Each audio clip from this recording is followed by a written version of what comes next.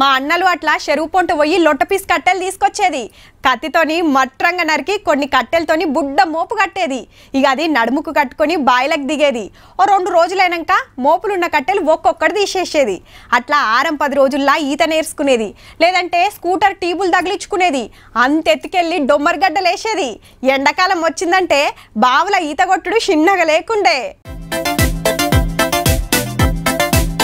Swimming pool లా జలకాలు జోరున్నాయి పోరలంతా ఈపుకు ట్యూబులు కట్టుకొని ఈత కొడుతున్నారు. పక్కన అమ్మా నాయనలు ఈత నేర్పేటోళ్ళు. బుడ్డోడు బుగులు పడుతున్నట్టున్నాడు కదా, ఒడ్డుకే నిలబడి చూస్తుండు. మీదికెళ్ళి ఒక్క పారే దుంకిండ్రంతా.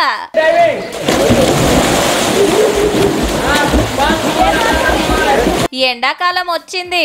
ముందే పరీక్షలు అయిపోయిన పిల్లలకు ఈ స్కూళ్ళకు సెలవులు వచ్చినాయి. ఎండలకు జరంత చల్లబడ్డట్టుంటది, పోరలకు ఈత నేర్పినట్టుంటదని స్విమ్మింగ్ పూల్ బాట పట్టిండ్రు. ఈత కొడితే పేయికి కూడా మంచిదట. స్విమ్మింగ్ నేర్చుకోవడం వల్ల హెల్త్ అనేది చాలా గుడ్ గా ఉంటుంది. మనకి భయం పోతుంది, ధైర్యం వస్తుంది. మున్పంటే బావుల కాడికి తీసుకుపోయి నేర్పించేది. ఇప్పుడు ఊర్లలో బావులు లేవు, పట్నంలో అసలే కనబడవు.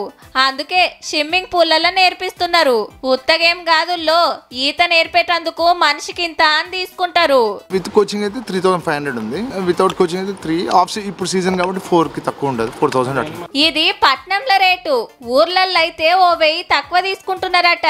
నీళ్ళకి దిగితే మస్తు సంబురమాయే. రోజుకో గంట సేపు మంచిగా ఆడుకుంటున్నారు. గట్టిగా నేర్చుకుంటే ఓ నెల లోపట్నే ఈత కొట్టుట్లా ఆర్పారైతారు. మళ్ళా ఈ స్కూల్ తెరిచేదాకా 2 నెలలు టైం ఉంది కాబట్టి మీ పిల్లలకు సుతా నేర్పిరి. మరి ఆపతిలా మస్తు అక్కడికొస్తది.